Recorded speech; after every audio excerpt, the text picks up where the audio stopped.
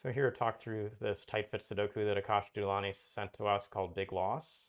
And one thing I note, and it's worth noting in these puzzles, kind of the range of values you get. We've got an 8, but no 9s in this grid. So we're going to have some tension on the high end, but also not easy progress in the high end. Like these cells look like they could have an 8 or 9 under them, but there's only this one number down here that can steer them at this moment, so not so useful.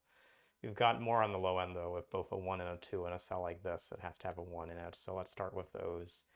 These two ones gives me this one. I can't have a 1 in the cell with the 5, so the last one in this box has to go here. It gives me this one, gives me this one. This 2 coming across has to go in this cell, and actually whenever you complete a row in a 2x3 grid, just make sure you've got all the numbers propagate over. They'll be the same set, 1, 2, 3, 7 here.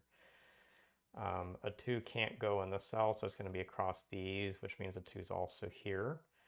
If I'm looking actually at the top, a 2 can't be in the cell with the 4, so 2 is in one of these cells, so that means a 2 is just down here.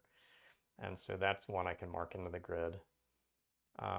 Similar thinking is actually going to come if I just go to the digit of 3, and that's probably the one to look at now, which is a 3 can't be, it's already in these cells, and it can't be under this 8, 9. This has to have a 3 here, which works with the fact that we can't have a 3 in this cell, which gives us a 3 here and a 3 here to give us all 6 3s. And now let's come back and look at the 2s and see that we've got this something over 4 cage, which now needs a 2 here, puts a 2 in here, puts a 2 in there. So we've got all those values set.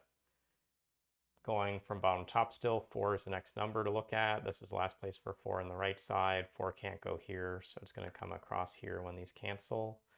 4 can't go under a 6, so this has to be a big 4. Last 4 down here.